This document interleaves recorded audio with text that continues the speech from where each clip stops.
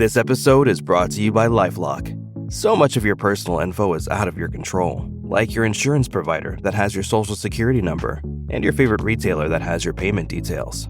If they get breached, your information, your identity, is vulnerable. That's why LifeLock monitors millions of data points a second for threats. If your identity is stolen, they'll fix it, guaranteed or your money back. Save up to 40% your first year at LifeLock.com/podcast. Terms apply.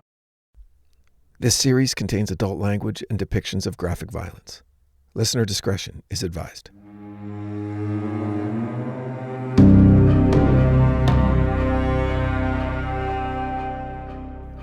The word détroit is French for strait, meaning a narrow body of water that connects two larger bodies of water. When there exists a consistent water flow in one direction between these two bodies of water, a strait can be considered a river. Such is the case with the strait, or the détroit, connecting the Great Lakes of Erie and Huron. When the first French settlers arrived in what we know as the Upper Midwest, they called this strait Le Détroit du Lac Erie, or the Strait of Lake Erie. And please, feel free to make fun of my French accent in the comments. Thank you. On July 24th, 1701, a French explorer named Antoine de la Mothe Cadillac, along with his men and an alliance of more than 100 Algonquin Indians, founded Fort Pontchartrain du Détroit. The fort quickly grew and became a bustling hub in the fur trade, while also providing a safe area for local natives to settle alongside the soldiers, trappers, artisans, hunters, farmers, and traders who were making their way in the wild frontier of the New World. That original settlement, about the size of one city block, would survive and grow to become the downtown area of the present-day city of Detroit, Michigan. A storied metropolis named after the river she grew beside, and whose lifeblood is intertwined with that water's steady flow, its rise and fall inextricably linked to this nation's grand experiment in commerce, industry, and survival. To understand Detroit, we need to look not only at the great industrial barons who built their fortunes here, and not just the political struggles that shaped the city's fate. Rather, we have to look deeper, into the bones of the land itself, to the stories and legends that predate the factories and the foundries, stories that reach back to a time when this land was wild, untamed, and full of mystery. Before there was Detroit, before the city took its place on the global stage as the arsenal of democracy, or more commonly known as the Motor City, there was a creature that roamed the frontier that was said to be as old as the land itself. Welcome back to The Devil Within. You're listening to the legend of the Nain Rouge. So the Nain Rouge is a creature of legend, a small, malevolent spirit along the lines of Loki from Norse mythology, a troublemaker that you would do well to avoid. In the language of the French settlers who first arrived here, the name means red dwarf, but it's not a name that can be so easily translated. For the Nain Rouge is more than just a figure from the folk tales of early Michigan. It's an idea, a symbol, a presence that has haunted that place for as long as people have lived on its soil. And there are stories, ancient, half-forgotten stories, that tell of the Nain Rouge long before the arrival of Cadillac and those first French explorers. The indigenous peoples of the region spoke of a spirit that lived in the woods and along the riverbanks, a trickster who would lead travelers astray, causing them to lose their way in the dense forests and never return, much like the Alaskan Kushtaka 1,000 miles to the north. The Algonquin people had their own name for this creature, and their legends spoke of it with both fear and reverence. It was a being that could bring both fortune and disaster, depending on its whims alone. It was a creature to be respected, but definitely not trusted.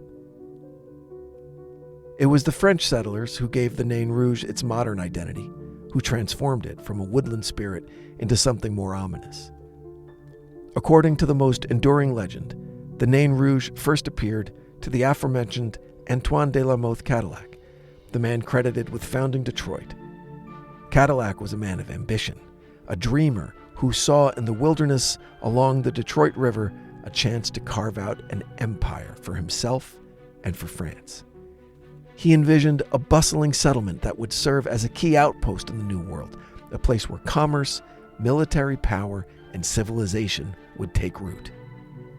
Yet Cadillac, for all his ambition, was also a man of superstition. It was said that before he set out on his journey to found Detroit, he sought the advice of a world-famous fortune teller, an old woman known for her ability to see into the future with astounding accuracy. And she warned him that his ambition would lead him into great danger and that he would encounter a creature along his journey. A creature small and red, with sharp teeth and glowing eyes. She told him that this creature, the Nain Rouge, would be an omen, a warning of the serious trials and tribulations that lay ahead. Cadillac, of course, dismissed the warning, for despite his superstition, he was more defined as a man of action, not of fear, and no fortune teller's prophecy was going to stand in the way of his plans.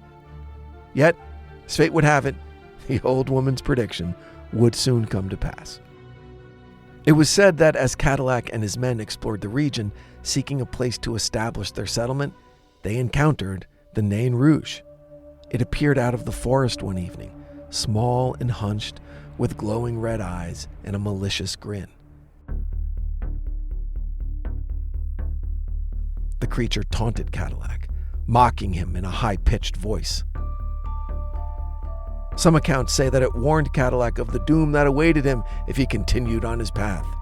Others say that the creature simply laughed, delighting in Cadillac's growing frustration and fear. In his anger, Cadillac struck the creature with his cane, driving it away. But the damage had been done. From that moment on, Cadillac's fortunes began to decline. His settlement, though very successful in its early years, became plagued by internal strife, Native American attacks, and political intrigue. Cadillac himself, though rising to heights of power and ambition, would eventually fall out of favor with the French court and die in relative obscurity, with his dream of commanding an empire shattered. Blinds.com is kicking off the savings early with Black Friday mega deals all month long. A Blinds.com design expert can help you make the perfect selection on your schedule. We can even handle everything from measure to your whole home installed for just one low cost. With over 25 million windows covered, Blinds.com is the #1 online retailer of custom window coverings. Save up to 45% on select styles, plus a free professional measure right now at Blinds.com. Rules and restrictions may apply.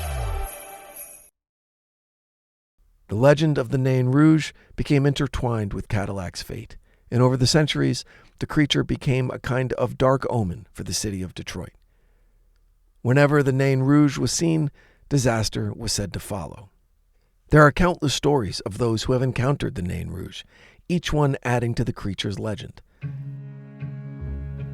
Although some describe it as that small, impish figure, no more than 3 feet tall, with a hunched back and sharp, pointed teeth, very similar to the creature that Cadillac allegedly encountered.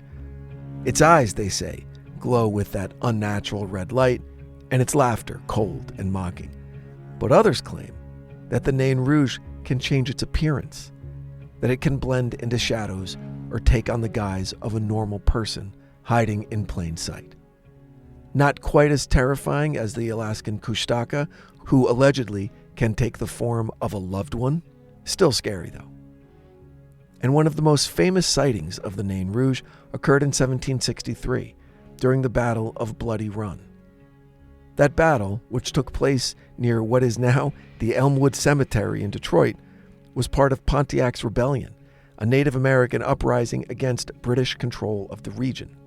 On the night before the battle, soldiers reported seeing a strange figure lurking near their camp, a small, red-eyed creature that disappeared into the woods when they approached it. The next day, the British forces were ambushed by Pontiac's warriors, and many of them were killed in the ensuing battle. According to legend, the river ran red with blood, and the Nain Rouge was seen dancing along its banks, celebrating the carnage. The Nain Rouge continued to appear throughout Detroit's history, its presence always heralding misfortune. In 1805, the city was ravaged by a fire that destroyed nearly all of its buildings. Survivors of the fire claimed to have seen the red, impish figure running through the streets, laughing as the flames consumed the city. And in the years that followed, the creature was often spotted before major events, both tragic and transformative. During the 20th century, as Detroit became the epicenter of the automobile industry, the Nain Rouge seemed to fade into the background. After all, the city was booming, its factories humming with activity, and the people were possessed of an undying optimism about the city's future. But even during these prosperous times, the legend of the Nain Rouge remained part of the city's collective consciousness, a reminder that success could be fleeting and that the forces of chaos and destruction were never far away for any of us. Then came the Great Depression. In the 1930s, as the nation's economy collapsed and Detroit's factories closed their doors, sightings of the Nain Rouge began to increase. People reported seeing the creature in the shadows of abandoned buildings, in the alleyways of the city's poorest neighborhoods, and even on the assembly lines of shuttered factories. It was as if the Nain Rouge had returned to remind the city of its vulnerability, to taunt the people with their dashed hopes and broken dreams. But Detroit, like the Nain Rouge, would not be easily defeated.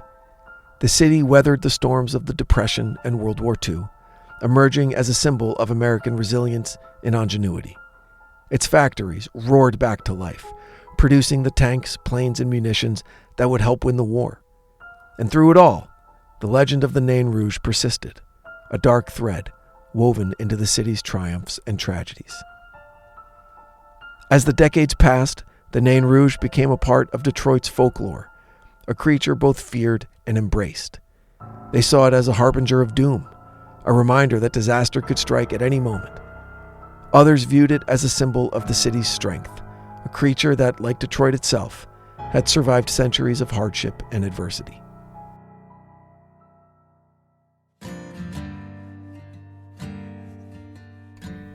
In recent years, the Nain Rouge has become a source of civic pride. Each spring, Detroiters gather for the Marché du Nain Rouge, a parade and festival dedicated to driving the creature out of the city.